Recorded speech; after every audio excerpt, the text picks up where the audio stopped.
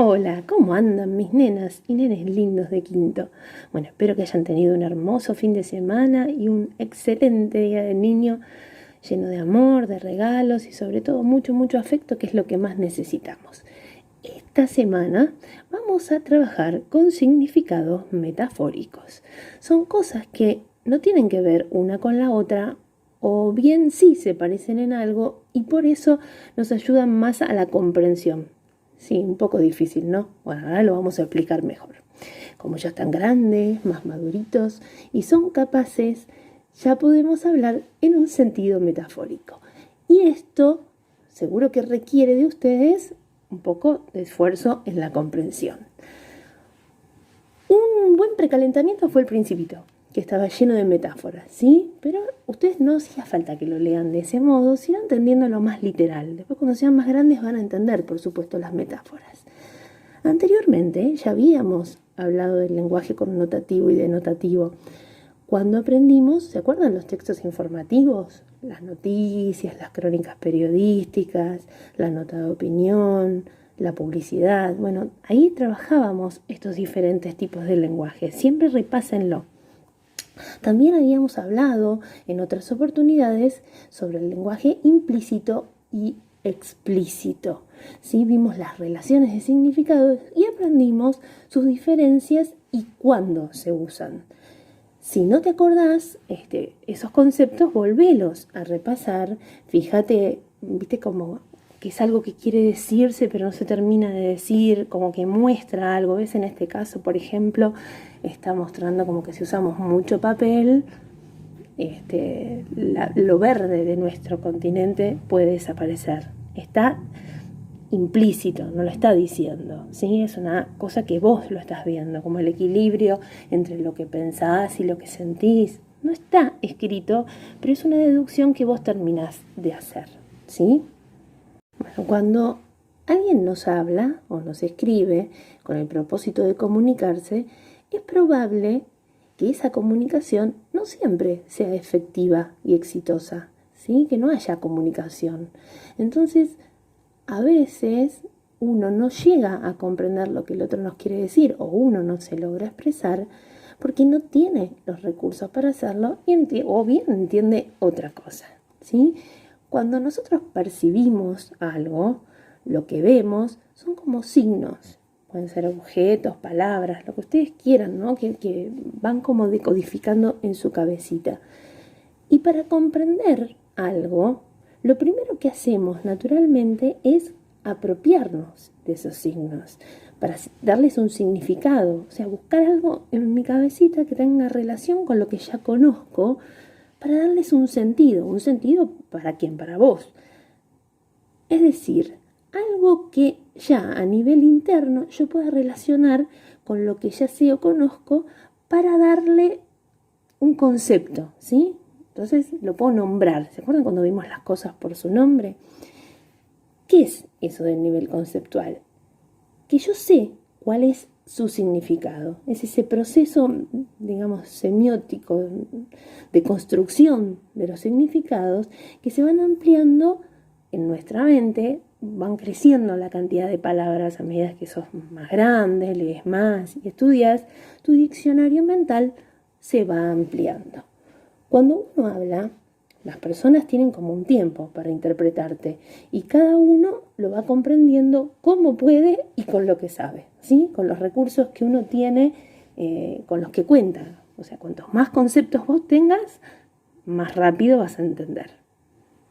Cuando yo utilizo una imagen o un recurso visual, las personas se saltean esa parte, entonces hacen como un atajo que los lleva directamente a conectar, a linkear la información con lo que ya conoces. Entonces vos te puedes hacer como una imagen mental y enseguida poder entenderlo.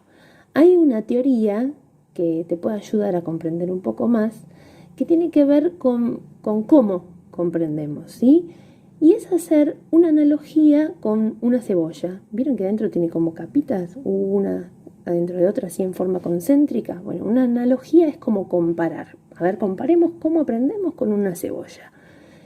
Esta teoría te muestra que primero percibimos las formas, los los colores, los tamaños, ¿sí? Como lo general de las cosas. Vos mirás algo y decís, bueno, son círculos, palitos, vas asociando.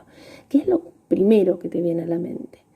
En segundo lugar, lo que tratamos de hacer es organizar esas formas. A ver, ¿tienen conexión unas con las otras? ¿Tienen relación? Y en este caso, por ejemplo, podría formarse un hombre de palitos, ¿no? El famoso stickman. Veo circulitos, veo palitos, y si yo los agrupo, ya me doy cuenta que va teniendo una forma. En tercer lugar, ¿qué sería lo que veo?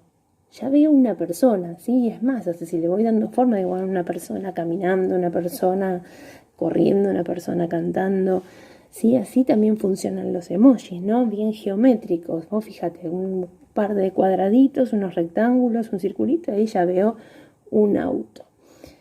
Por eso, ¿se acuerdan cuando hicimos el storyboard? No hacía falta dibujar bien, porque lo que tenías que hacer, ¿qué era? Buscar lo importante.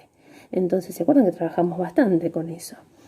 Lo que yo quiero es mostrar algo y llevar rápidamente a la comprensión a la persona. ¿Entendido? Bueno, entonces extraemos las ideas más relevantes de algo que nosotros queremos contar y enseguida las asociamos con algo que ya conocemos. Y de esa manera lo podemos comprender mucho mejor. Bueno, a mí me gustan mucho los cómics. Hay un experto que se llama Scott McCloud que dice más o menos eso, ¿no? Que cuanto más realista es el dibujo, más universal es, ¿sí? Vamos a suponer que si yo te digo, no sé, imagínate que vas por un caminito y dibujo a esa personita de palito y te digo, imagínate que sos vos, seguro te vas a imaginar. Ahora, si yo dibujase a la otra nena donde hay muchos más detalles, se te hace más difícil, porque vos vas a decir, no, yo no soy nena, yo no uso esos moños, yo no soy rubia. Entonces, todas esas cosas te alejan. Quiere decir que cuanto más detalles le pongo, dificulto un poco más la comprensión. Lo mismo le pasa a los textos. Cuanto más detalles tienen, más complejos son. Por eso, los textos infantiles tienen muchos más detalles porque tenemos capacidad de poder comprenderlo. ¿Sí? Recuerden las señales de tránsito, los emojis, viste que son bastante gráficos. ¿Para qué? Para que la gente lo pueda entender rápido cuando están, no sé, en una autopista, en un hospital, en un aeropuerto, incluso en otros lugares del mundo, ¿sí? La señora les dejó ahí una tarea que para que ustedes vayan viendo, ¿no? Que no estamos hablando siempre de manera literal. Recuerden también un poquito esto, ¿no? Cuando yo digo las cosas de manera literal, como por ejemplo la casa está pata para arriba, no quiero significar que la casa se dio vuelta, quiero decir que es un lío, ¿sí? Entonces, cuando asociamos los conceptos que pertenecen a dos mundos totalmente diferentes, por ejemplo, si yo te digo, no sé, tu corazón o mi corazón es tuyo, por ejemplo, ¿sí?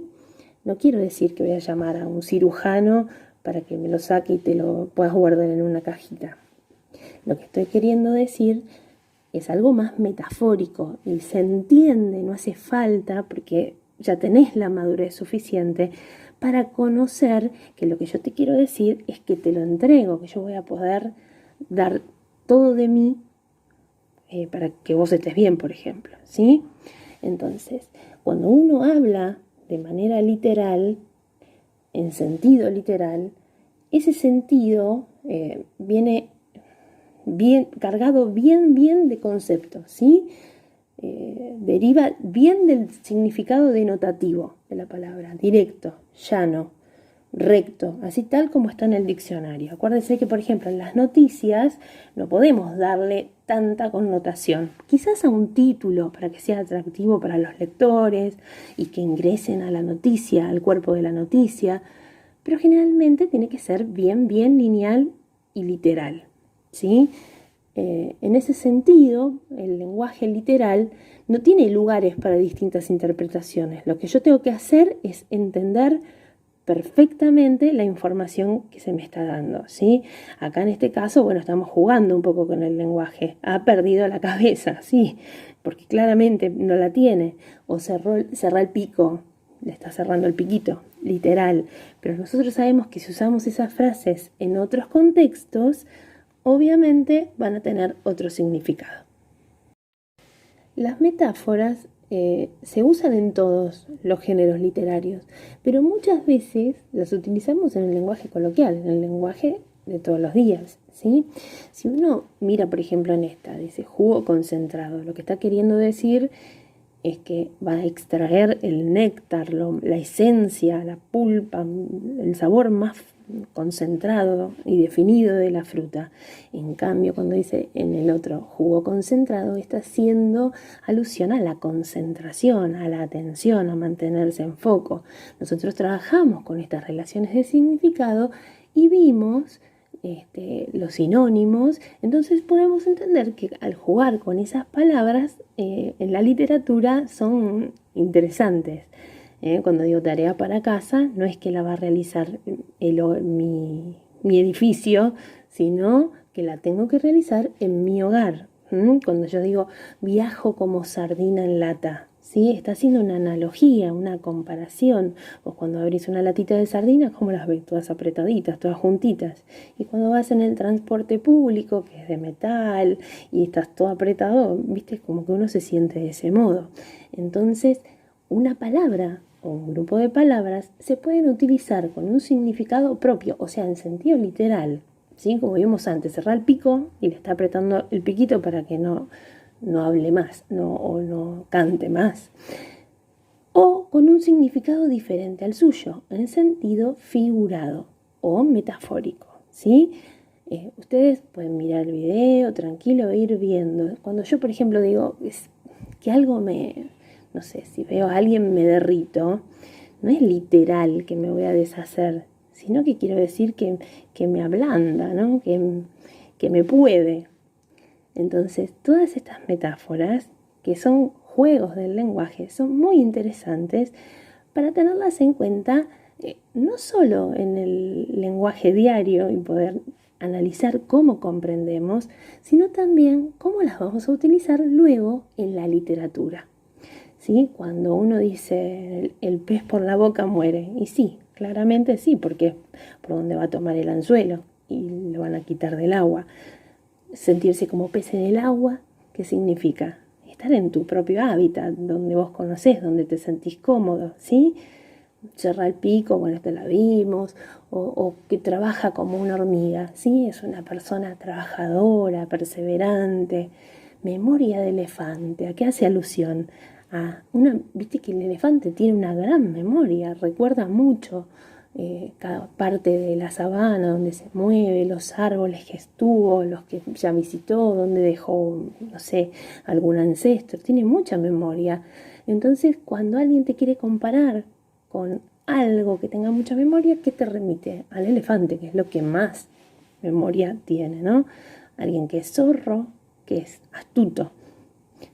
Alguien que es rata, ¿sí? Que es avaro, que no es generoso, que no presta, que no paga algo.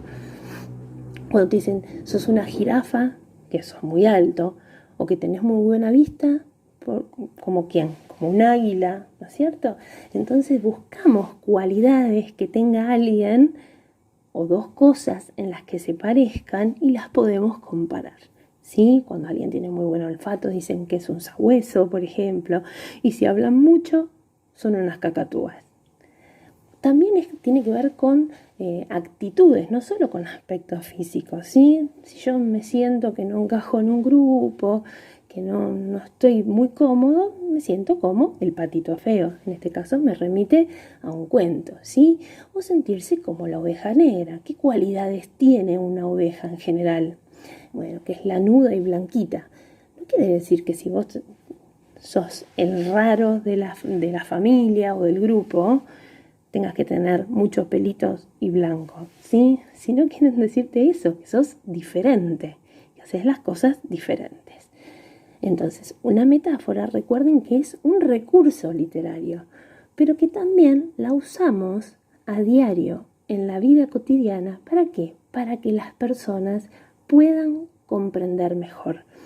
Esas frases que a veces son tan sencillas y las repetimos muchas veces, sí, porque lo digo todo el tiempo, porque esa analogía, esa comparación me lleva a poder entenderlo mucho mejor y más rápido. Bueno, una metáfora entonces es básicamente referirse a una cosa mencionando otra, pero de forma poética, ¿sí? Y referencial, bien marcada esa diferencia. Y es una figura retórica, o sea, algo que se usa en la literatura para embellecerla y además ayuda a la comprensión, ¿sí? Como decíamos, la enriquece a los textos literarios. Pero ese, bueno, es tema para otras clases. Te invito a volver a ver el video y a ver todas estas frases que generalmente las decimos a diario.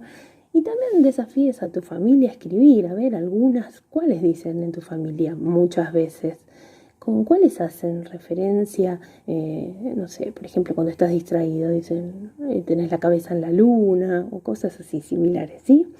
Entonces, fíjate que después por ahí las podemos compartir en alguna clase. Te dejo un reto en EducaPlay, como hicimos la otra vez, entra a esta página, pones el Game Pin, y ahí vas a poder jugar con frases como esta que te pongo ahí de ejemplo, te pasaste de la raya. ¿Qué significa cuando alguien te dice te pasaste de la raya? Entonces la seño te va a poner el lenguaje metafórico y el lenguaje literal y vos vas a tener que unir esos significados. Buena semana para todos, a trabajar con esto porque los temas empiezan a complicar un poquito, pero es muy divertido y es lindo de aprender. Los amo un montón, los extraño mucho. Nos vemos prontito. Adiós.